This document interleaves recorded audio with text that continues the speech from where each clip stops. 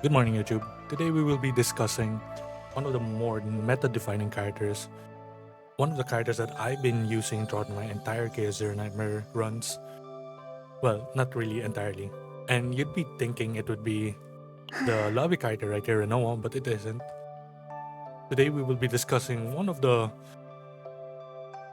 simple, straightforward, and strong characters, Khalipe.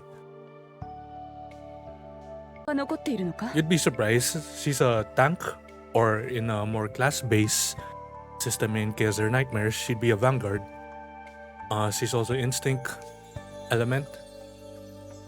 Her main mechanic is the surrounds around using the silver veil, which in you have to use 3 cards that have the silver veil tag, and she will be able to do an extra attack wherein she gives not only shield but does AoE damage as well.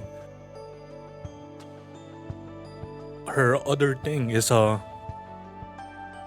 playing around the celestial mechanic, wherein if you use a card that costs 2 or more, it will cast the card for free. So essentially, you really want to spam the cards such as Upward Slash, Great Sword Aquila whenever you have Vulture Rejection in hand, or any other character that has 2 or more costs, such as Haru and the likes. One very interesting aspect about her is that she provides for the entire team good amounts of DPS and substantial amount of shield. But the only drawback for her is she's mostly played as an AoE character, but otherwise, her single target damage just from being hit by an AoE attack and doing the Silver Veil combo makes her very strong in whatever team that you play her in. So for her right now, I'm using Rydell's just because of convenience, because I own multiple copies of this guy, and sadly enough, I don't own her best partner, which is Zeta. So in a future video, I'll be showcasing the 3 partner characters that I would use for these 3 respective characters. So when it comes to builds, how I see it is that I want to spam Vulture Rejection. This is her main shtick. This is what makes her very flexible in that regard. So if you get the opportunity to copy Vulture Rejection, you should do it. And otherwise, you should also consider removing Pierce Vow and Lashing.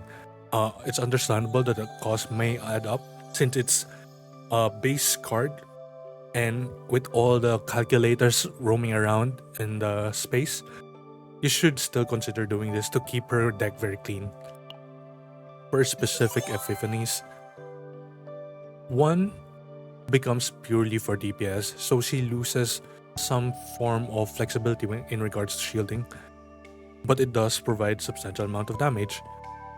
2 flips it in the other hand, where it just becomes a shield but it still provides Silver Veil. I treat this 2 like my absolute least picked epiphanies. Typically, the one that I use the most is the 3rd one. In the event that I do get a Divine Epiphany for this, such as a Vulnerable, plus Morale, or AP or card draw, this is still my preferred Epiphany. I could skip all the other Divine Epiphanies just for this one. The 4th one is fine. It makes you try to time your skill or card usage, but otherwise, you lose the innate shield cast whenever you use Vulture Rejection inherently.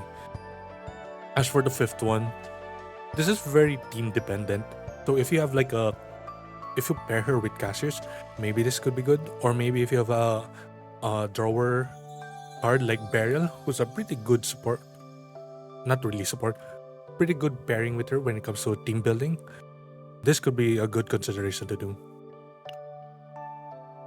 The next one would be, if we look at Great Sword Aquila, this is one of her more stronger DPS cards, especially paired with Vulture Rejection. So when it comes to epiphanies, the one I would primarily use is the one that grants you one silver veil.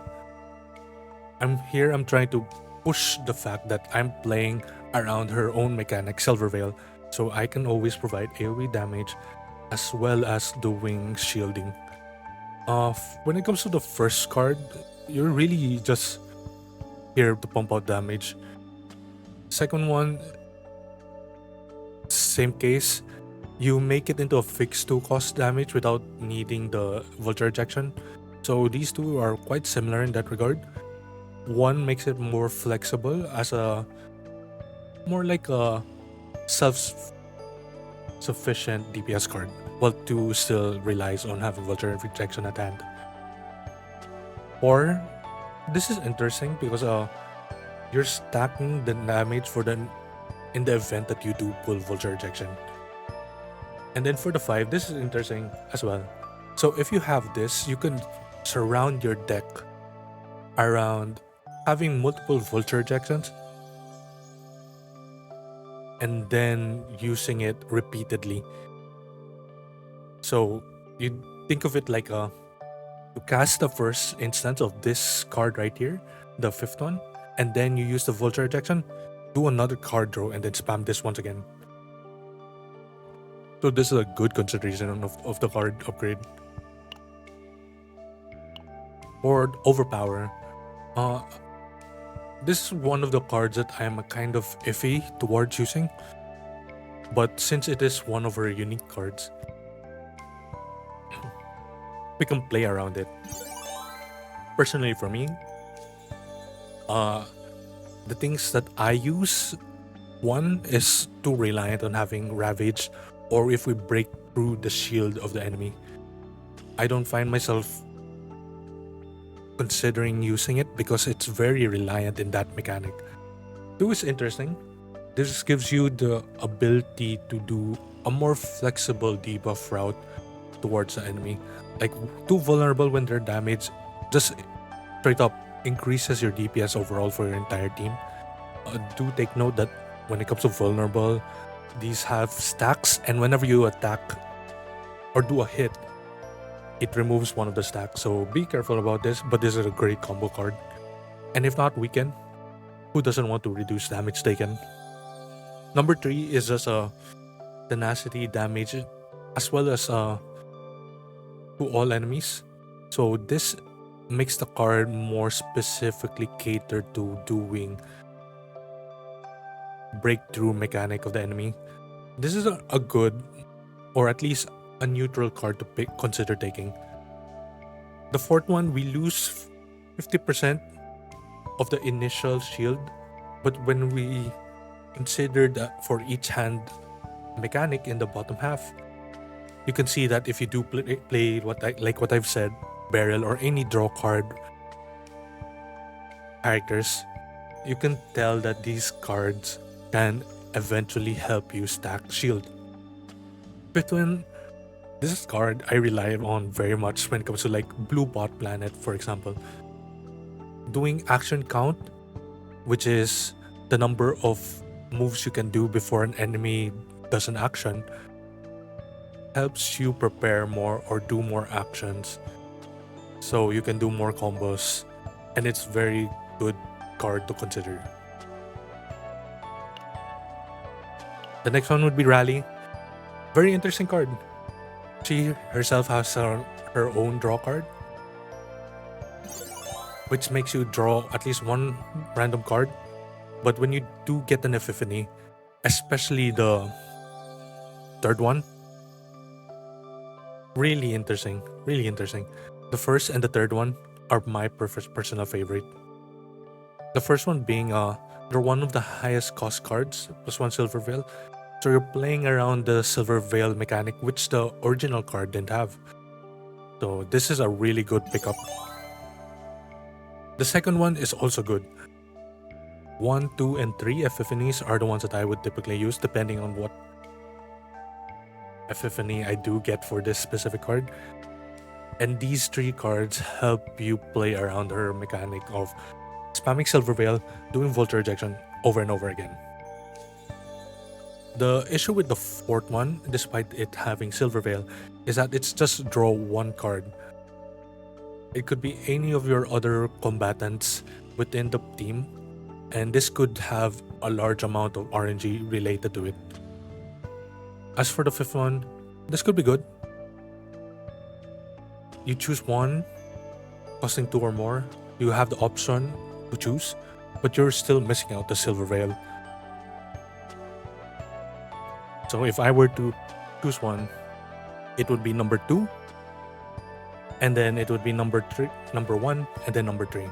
And then the 4 and 5, maybe I do have a use for it in the future. So far I don't. But I really value the second one the most. Absolute Protection. This card, I'm a little bit iffy towards. I'm not a fan towards this kind of mechanic of finale. Despite people trying to explain to you that finale cards are fine if you're trying to end your turn. But there's so many instances where I make an accident toward it. So as you can see, it gives you shield equating to X, X being your number of action points that you have for one turn, and then you retain all the cards in your hand when you cast this card. She has one ego. Her first ego or her first dupe changes this a bit. We'll talk about it later.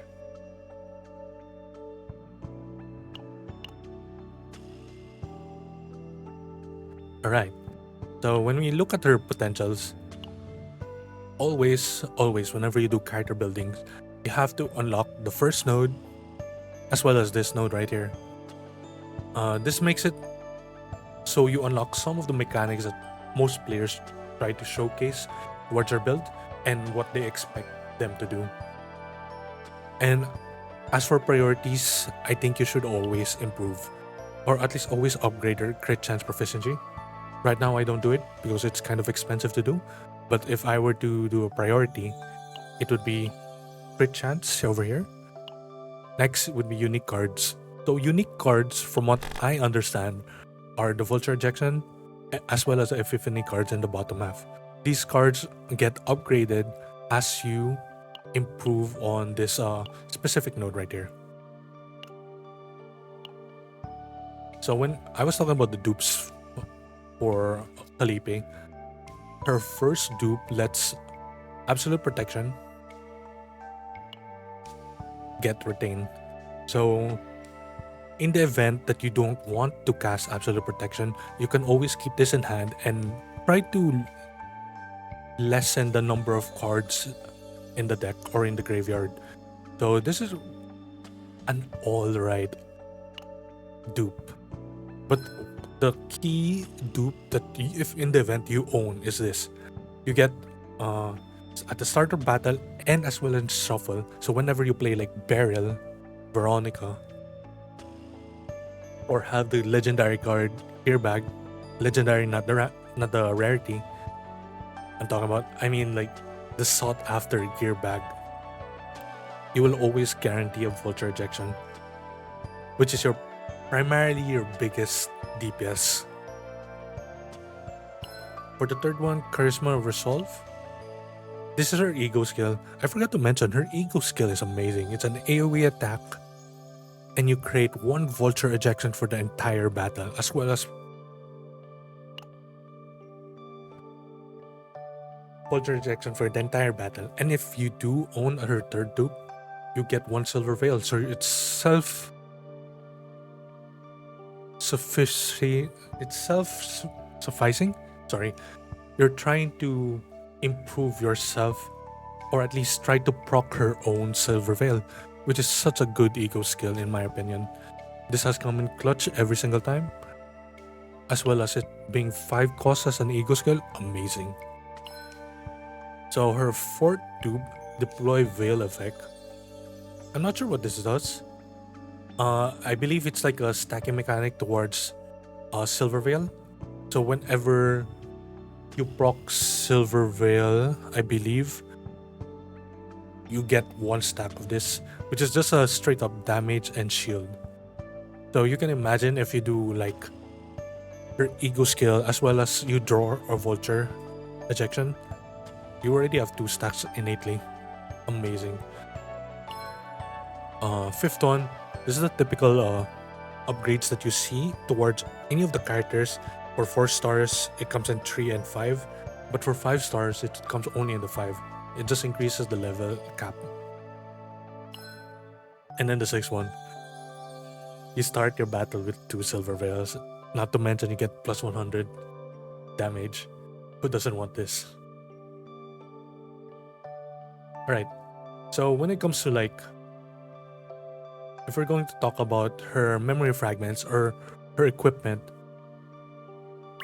I think for now, the instinct gear, if I can find it right here.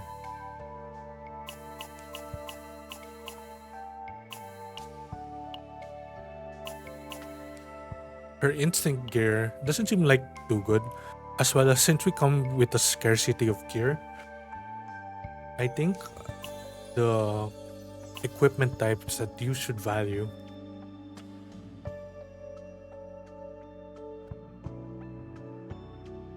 would be Executioner's Executioner's tool, maybe Black Wing, and as well as Tether's Authority Denial. So for Tether's Authority Denial, plus 12% defense, which is still a damage boost for Khalipe since he's a defense scaling combatant. Since defense improves both her damage as well as shield, this is a good consideration. For the Black Wing, plus 12 attack, not specifically you want to use this, but if you do own it and it has great substats that come with like defense percent, crit and crit damage, you should consider using it as well. Or you could use HP set, which contributes to your entire HP pool towards runs. And then the last one would be Executioner's Tool, which is the memory fragment that gives you critical damage, plus 25 I believe. So when it comes to substats, what you should prioritize is owning defense percent, crit rate, and crit damage. Try to find at least 2 of these combinations and try to fish out any upgrades towards those numbers. Okay, so that's it for Khalipe. Really great character. If you get the opportunity to own her, lucky you. And if you don't own her, try to consider heavily using her in the 300 pull selector.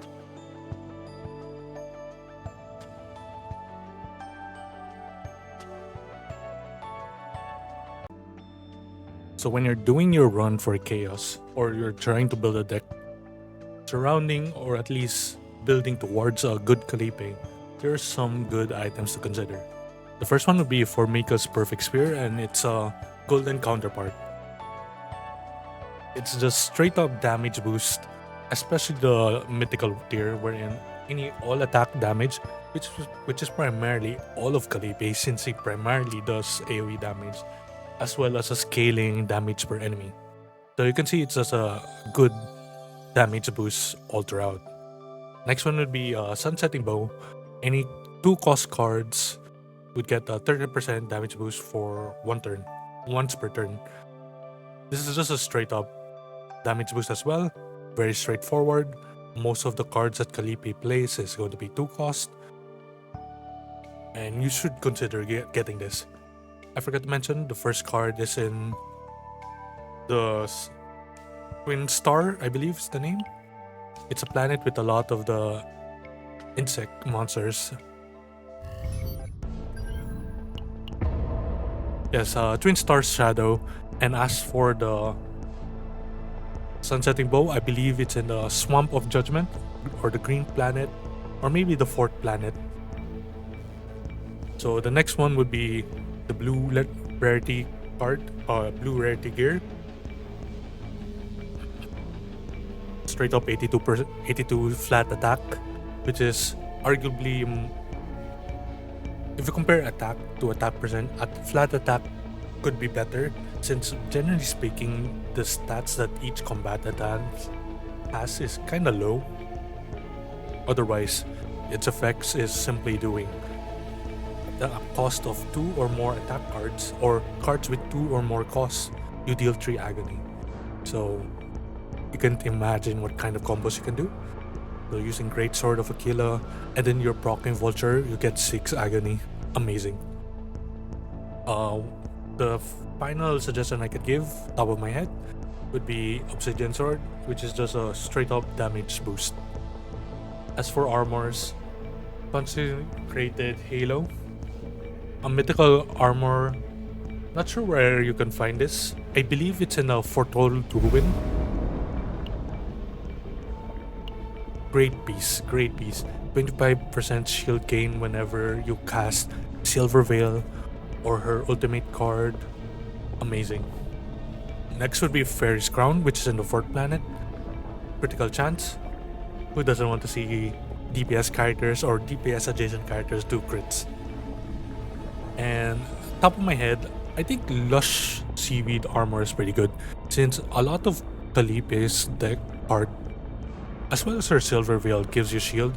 So adding 30% fixed shield is a good additive thing to have. As for accessories, throughout the core, this is in the newest Yuki event you can get, which is plus 15 defense as well as retain plus 20 shield. So you saw in the earlier Epiphany cards that there are some retain mechanics that grant you shield, and this could be a good way to add to it. Not to mention plus 15 defense for a defense scaling combatant. Amazing. Corroded Core, another in the Yuki planet. Every time you block an entire attack, so if you have let's say you have 60 shield, enemy deals 50, you block it entirely. So you deal impair debuff. Pretty good. Golden Rule, another good accessory to consider. This is a 20% damage boost, so who doesn't want it? And as well as a 20 shield at the start of battle. So if you imagine if you have like E6 or the Max Duke Khalipe, stacks up. And top of the head, last suggestion would be Verdant Shackles. Port Planet, gives you attack, gives you defense. It's a mythical. Who doesn't want that?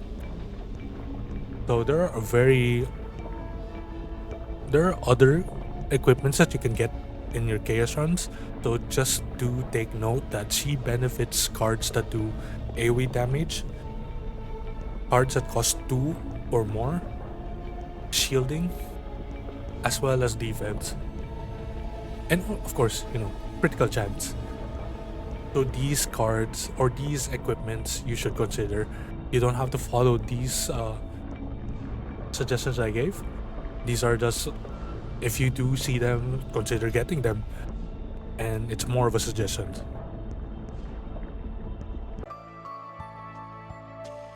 So that's it for Khalipe.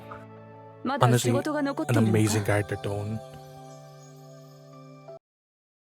Not to mention, she looks 私 great. に何か言いたいことがあるのか She feels great to play. Very straightforward. And honestly, really great pickup. So thanks Smilegate and Super Creative. I've been playing Epic 7 for years. I'm not a great player by any means, but so far the game has been amazing. And thank you for including me for the content creator program for this gacha game. So bye everyone. We'll be talking about some of the partners that we should consider using in the next video. Bye YouTube. Bye bye.